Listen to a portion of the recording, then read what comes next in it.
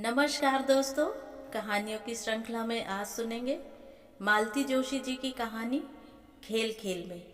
लेकिन उससे पहले मेरा आपसे विनम्र अनुरोध है कि अगर आपको मेरी कहानियाँ अच्छी लगती हैं तो मेरे चैनल को सब्सक्राइब ज़रूर करें, लाइक करें और अपने दोस्तों और परिचितों में शेयर भी करें।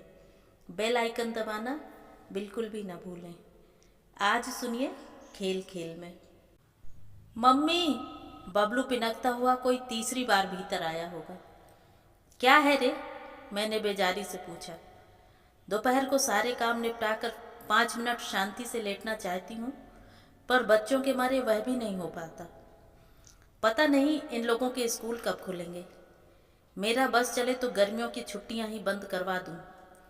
लू लपट के डर से दिन भर घर में छेंक कर रखना पड़ता है। और ये हैं कि लड़ झगड़ कर जैसे मेरे प्राण ले लेते हैं। मम्मी, वह बदस्तूर मुझे झचकोर रहा था। दीदी को देखो ना। क्या देखूं? हमें नहीं खिलाती। पिंकी, मैं चीखी। क्या है मम्मी? उसने वहीं से पूछा। जानती है ना कि भीतर आना खतरे से खाली नहीं है। भैया को खिलाती क्यों नहीं अपने साथ?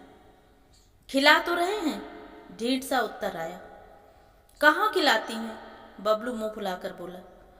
हमें हरिया बनाती हैं और बार बार बाजार भेजती हैं। इतना ताव आया मुझे। वाह री लाडो, मेरे छौने को नौकर बना दिया। दनदनाती हुई मैं बाहर आई। पिंकी, तुम्हें शर्म नहीं आती? पर उसे देखकर मैं क्रोध का असली मकसद ही भूल गई। मेरी कलफ प्रेस लगी प्रिंटेड साड़ी बांधे वह बड़ी तल्लीनता से अपनी गृहस्थी में डूबी थी। मैं तो तिलमिला गई। सत्यानाश करके रख दी ना साड़ी। मरा धोबी 1-1 रुपया ले लेता है आजकल। तुम्हें वह लाल वाली साड़ी दी थी ना मैंने, फिर अलमारी क्यों छुई? रोज रोज क्या एक ही साड़ी पहनी जाती है? उसने रोनी सी आवाज में कहा। सहेलियों के सामने फटकार खाकर उसका चेहरा इतना सा निकल आया था, खासकर तब जबकि वह उन लोगों की मम्मी बनी हुई थी। पड़ोस की दोनों लड़कियां पिंकी से 2 साल छोटी हैं, इसलिए हमेशा उन पर रुआब गांठती रहती है। वे भी बड़े विनीत भाव से उसके आगे पीछे डोलती रहती हैं। तभी तो उन लोगों के आते ही बबलू दूध की मक्खी के समान निकाल कर फेंक दिया जाता है। और मुझे फिर अपना मंतव्य याद आ गया। तुम्हें शर्म नहीं आती? मैं गरजी। अपने भैया को नौकर बनाती हो? तो क्या करें मम्मी? उसने ठुनकते हुए कहा। दिन भर घर में बैठा तंग जो करता रहता है। ये ना आंटी बार बार खाने को मांगता है। स्वाति उसके सुर में सुर मिलाकर बोली। ये लोग भी तो खाती हैं। बबलू ने अपना पक्ष प्रस्तुत किया। आंटी, हम तो अपना हिस्सा बचा बचा कर खाती हैं। चपटी नाक वाली पूनम गाल फुलाकर बोली। यह तो अपना हिस्सा एकदम चट कर जाता है, बार बार कहाँ से दें? हमने ड्राइंग रूम सजाया था, सब बिगाड़ कर चला गया। पिंकी ने एक और शिकायत दर्ज की। शिकायतों का पुलिंदा जरा भारी हो चला था, इसलिए मैंने कुछ सोचकर तजवीज पेश की। देखो, ऐसा करो, इसे पापा बना दो। दिन भर दफ्तर में रहेगा, शाम को सब्जी लेने भेज देना। धत, पिंकी ने मुंह बिचकाया। ऐसे सड़े से आदमी को पापा कौन बनाएगा? बड़ी आई पापा वाली। मुझे भी ताव आ गया। बबलू को जबरदस्ती गोद में उठाकर मैं भीतर ले आई। तू तो मेरा राजा बेटा है ना? चल, तुझे मैं तस्वीरों वाली किताब दिखाऊंगी, अच्छी अच्छी कहानियां सुनाऊंगी। दीदी को तपने दे वहीं बालकनी में। बबलू को पलंग पर बिठाकर मैं अलमारी से वह पुस्तक निकाल लाई जो कि पिछले दिनों बच्चों की बुआ ने अमेरिका से भेजी थी। मैंने अब तक उसे बच्चों की और आस पड़ोस की नज़र से बचाए रखा था। बच्चों की पोशाकों के असंख्य नमूने थे उसमें। जितनी प्यारी पोशाकें थीं, उससे भी प्यारे वे बच्चे थे। मुझे तो हर लड़की की तस्वीर में पिंकी ही दिखाई दे रही थी। अभी कुछ क्षण पहले उस पर बरस रही थी मैं, पर अब बेतरह प्यार आ रहा था। उसकी बातें सोच सोचकर हंसी आ रही थी। नटखट भैया से छुटकारा पाने का कैसा बढ़िया समाधान खोजा था उसने। बस नौकर बनाकर बाजार दौड़ाते रहो। वह एक जिन्न की कहानी है ना कि काम बताओ नहीं तो खा जाऊंगा। ये बबलू महाशय किसी जिन्न से कम थोड़े ही हैं। और कितनी ठसक के साथ पिंकी ने कहा था, धत, ऐसे सड़े आदमी को पापा कौन बनाएगा। बात करने का यह अंदाज कहाँ से सीख लिया है उसने। वैसे उसका रोज वाजिब है। ये तीनों चारों लड़कियां पूरी दोपहर खेलती रहेंगी, उनकी एक आवाज़ तक नहीं आएगी, पर यह जाएगा और खेल बिगाड़ कर आएगा। कटोरी भर नमकीन, मुट्ठी भर चना चिरौंजी, थोड़ी सी मूंगफली, थोड़ी सी सेवधानी और 2 संतरों के सहारे वे पूरा दिन खींच लेंगी। उतनी सी पूंजी में गृहस्थी के सारे काम निपटा देंगी। सहेज कर रखना, बचा बचा कर खर्च करना, जैसे ये माँ के पेट से ही सीख कर आई हैं। और यह गधा एक बार में ही अपना हिस्सा डकार कर फिर शेर बन जाता है। मम्मी, बबलू गुनगुनाया, मैं बाहर जाऊं? कोई ज़रूरत नहीं, मैंने उसे जबरन थपकते हुए कहा। चल आ, तुझे कहानी सुनाऊं। कौन सी सुनेगा? चोर सिपाही वाली। दोनों बच्चों की रुचियों में इतना फर्क है, पिंकी राजा रानी की, परियों की कहानियां सुनते नहीं अघाएगी। उसके लिए कहानी का चुनाव बहुत सोच समझ कर करना पड़ता है। कोई भी करुण प्रसंग छेड़ा नहीं कि उसके टप टप आंसू गिरने लगते हैं। कई बार तो उसके लिए मैंने कहानियों के अंत बदल डाले हैं।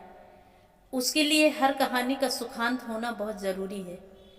बबलू को चाहिए राजकुमार की, डाकू की, शेर की साहस भरी कहानियाँ। ये मारधाड़ वाली कहानियाँ सुनते उसकी अपनी अपनी भी मुट्ठियाँ तन जाती हैं, नथुने फड़कने लगते हैं। कई बार जोश में आकर वह पास रखी चीज को किक मारकर उछाल देता है। मेरी काम वाली बाई तो उसे गब्बर सिंह कहकर ही बुलाती है। कई बार मैं सचमुच चिंतित हो उठती हूँ, बड़ा होकर पता नहीं कैसा निकलेगा। इसकी महत्वाकांक्षाएं भी तो अजीब हैं। हमेशा ट्रक ड्राइवर, ट्रैफिक पुलिस या बैंड मास्टर बनने के सपने देखता रहता है। इसके पापा मुझे जब तक चिढ़ाते रहते हैं, ये तुम्हारा लाडला बेटा बड़ा समझदार है, ज़्यादा खर्च नहीं करवाएगा, जल्दी ही अपनी रोजी रोटी कमाने लगेगा। ज़्यादा ऊंचे मत उड़िए, कोई बचत होने वाली नहीं है, मैं उनका मुंह चिढ़ाकर कहती हूँ। वह आपकी नकचढ़ी जिंदगी भर की कमाई समेट कर ले जाएगी, देख लेना। मैं जग्गा डाकू की लोमहर्षक कहानी सुना रही थी, पर जब बड़ी देर तक अपेक्षित प्रतिक्रिया नहीं हुई तो मैंने देखा, बाएं घुटने की कमान पर दायां पैर टिकाए बबलू जी बिल्कुल पापा के अंदाज में लेटे सामने टकटकी लगाए हैं। उनकी दृष्टि का अनुसरण कर मैंने देखा, कल ही कैलेंडर का पन्ना बदल गया था और नए पेज पर एक षोडशी आलीशान कार से टिकी खड़ी थी। बबलू जी एकटक उसे देख रहे थे और फिर एकदम उसने कहा, मम्मी, अपन यह कार लेंगे। अब कारवार सब तुम ही लेना बेटे, मैंने दर्शन बघारा। हम तो इस जन्म में लेने से रहे। मेरी कार में तुम बैठोगी ना? जरूर। अपने राजा भैया की गाड़ी में नहीं बैठूंगी क्या? पापा भी बैठेंगे। पापा का ठीक है, उसने कुछ सोच कर कहा, पर मैं दीदी को नहीं बिठाऊंगा। अरे पगले, दीदी क्या तब तक यहीं बैठी रहेगी? वह तो ससुराल चली जाएगी, अपनी कार में घूमेगी। ससुराल क्यों जाएगी? उसकी शादी नहीं होगी क्या? शादी के बाद सभी लड़कियां ससुराल चली जाती हैं। बुआ जी गई कि नहीं? बबलू कुछ क्षण इस संभावना पर विचार करता रहा। कार लेने का उसका उत्साह थोड़ा ठंडा पड़ गया था, क्योंकि असली मकसद तो दीदी को अपमानित करने का था। कुछ देर तक चुप रहने के बाद वह बोला, मम्मी, मेरी भी शादी होगी। क्यों नहीं होगी? जरूर होगी। अपने राजा भैया की शादी मैं ऐसी धूमधाम से करूंगी कि लोग देखते रह जाएंगे। ऐसी सुंदर चांद सी बहू लाऊंगी कि बिल्कुल तुम्हारे जैसी ना मम्मी। ओ माँ, मैं तो निहाल हो गई। उसकी आंखों में छलकते स्नेह सागर को देखकर मैं तो जैसे लुट गई। मैंने उसे अपने से भींच लिया और बेतहाशा चूमने लगी। बीरबल के एक किस्से में पढ़ा था कि हर माँ की नज़रों में उसका अपना बेटा चांद का टुकड़ा होता है, पर क्या बच्चे के लिए भी दुनिया की सबसे सुंदर स्त्री उसकी माँ होती है? मेरे इस आकस्मिक भावावेग में बबलू कुछ देर तक खुशी से भीगता रहा। पर जल्दी ही ऊब गया। कसमसाकर बोला, मम्मी मैं दीदी के पास जाऊं? तू भी बस, मैंने गुस्से से उसे ढकेलते हुए कहा। धुतकारा जाएगा, फिर भी वहीं की रट लगाएगा। फिर उसे पुचकारते हुए कहा, आ तुझे चिज्जी दूंगी, एक पूरा का पूरा आम दूंगी, दीदी से मत बताना। हाँ। वादे के मुताबिक मैंने सचमुच उसे एक साबुत आम दिया, 5-7 टॉफियां दी, कटोरी भर खट्टा मीठा चिवड़ा दिया और बार बार उसे जताया भी कि ये सारी चीजें मैं दीदी से छिपा कर दे रही हूँ। वह निर्लिप्त भाव से सब कुछ ग्रहण करता रहा। फिर उसने अपना सारा खजाना एक प्लास्टिक की थैली में उलट दिया। ड्रेसिंग टेबल से एक रबर बैंड उठाकर उसे जतन से बंद करते हुए बोला, मम्मी हमारी काली पैंट देना तो। इतनी गर्मी में पैंट पहनेगा? मैंने हैंगर उतारते हुए कहा। उसने जवाब नहीं दिया। चुपचाप पतलून पहनकर बड़ी स्टाइल से शर्ट इन किया, फिर घंटे भर बैठकर जूते पहनता रहा। प्लास्टिक की एक संदूकची मैंने इन लोगों को दे रखी है, उसमें दुनिया भर का कबाड़ भरा रहता है। माचिस की खाली डिबिया, चूड़ियों के टुकड़े, सीपियाँ, रंगीन पत्थर, कंचे और ना जाने क्या क्या। अपनी धूप वाली कैप पहनकर बबलू ने वही संदूकची उठा ली और बाहर की ओर चल पड़ा। एक हाथ में नाश्ते की थैली भी थी। इस बार मैं कोई रिस्क नहीं लेना चाहती थी, इसीलिए उसके पीछे पीछे दरवाजे तक चली गई। दीदी, उसने सहमी सी आवाज में पुकारा। इधर नहीं आना, कहे देते हैं। हाँ, दीदी ने वार्निंग दी। हम हैं ना, बबलू ने साहस बटोरा। हम जयपुर वाले ताऊ जी हैं, तुम्हारे यहाँ मेहमान आए हैं। इस घोषणा के बाद वातावरण थोड़ा बदला। दीदी के तेवर थोड़े ढीले पड़े। महिला मंडल में कुछ खुसुर फुसुर हुई, सलाह मशविरा हुआ। लाख कुछ हो, ताऊ जी का अपमान तो किया नहीं जा सकता। बबलू भी इस बात को जानता है। दीदी अपने से तो उसे यह सम्मान कभी नहीं देती, लेकिन जब बबलू ने अपने आप ही वह पदवी धारण कर ली तो उपाय क्या है, अब तो स्वागत करना ही पड़ेगा। बबलू जी बड़ी गंभीर मुद्रा बनाए धीरे धीरे घर में दाखिल हुए। एक कोने में पड़ा हुआ मोढ़ा किसी ने आगे कर दिया। बबलू जी उस पर आसीन हो गए। पिंकी ने साड़ी का पल्ला माथे पर खींचकर झटपट उनके पैर छुए। स्वाति और पूनम को भी वैसा ही करने के आदेश दिए। फिर ताऊ जी के लिए गिलास में पानी आया, छोटी सी कप प्लेट में चाय आई। फिर उन्होंने अत्यंत कृपावंत होकर हाथ की थैली पिंकी को पकड़ाई। बहू, यह बच्चों के लिए मिठाई है। पिंकी ने थैली झपट ली, खोलकर देखी और संतुष्ट भाव से बच्चों को थोड़ा थोड़ा देकर बाकी सामान सहेज कर रख दिया। ताऊ जी कनखियों से देखते रहे, पर उनके हिस्से में कुछ न आया। वे बच्चे थोड़े न थे। पिंकी बड़ी घाघ है, उसने पूनम से कहा। जाओ ताऊ जी से कहो पानी तैयार है, नहा ले। अब हुई ना मुसीबत, नहाओ भी फिर पूजा भी करो। घंटे भर तक ठाकुर जी के सामने नाक दबाकर बैठे रहो, घंटी बजाते रहो। ताऊ जी बनना तो बड़ा महंगा पड़ रहा था।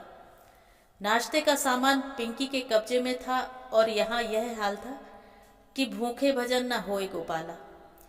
बबलू कोई कम थोड़े ही है। उसने फटाफट गाड़ी ओम जय जगदीश हरे लाकर खड़ी कर दी और कहा, बहू जरा भोग तो देना।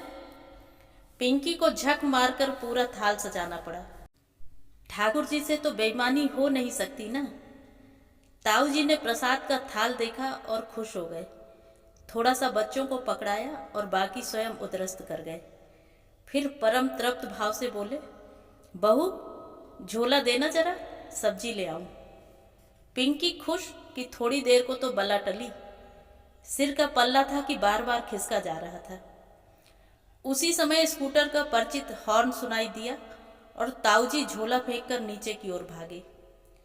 बहू रानी ने भी साड़ी उतार फेंकी और वे सीढ़ियों की ओर लपकी। स्वाति और पूनम भी उनके पीछे हो ली। उनके पापा के आने का समय भी हो चला था। यहाँ से वहाँ तक पसरी हुई अपनी साड़ी को तहाते हुए मैं बालकनी का मुआयना कर रही थी। आज फिर मुझे इनकी डांट खानी है। सुबह जब दफ्तर के लिए निकलते हैं तब भी घर ऐसा ही बेतरतीब फैला रहता है।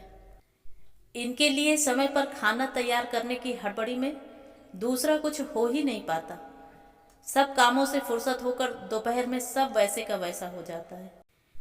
ये जब घर में दाखिल हुए तब मैं कमर में पल्ला खोसे पिंकी की बिखरी गृहस्थी समेट रही थी और वह बड़े मजे में पापा की बाहों में झूलती हुई शाम की सैर की फरमाइश कर रही थी।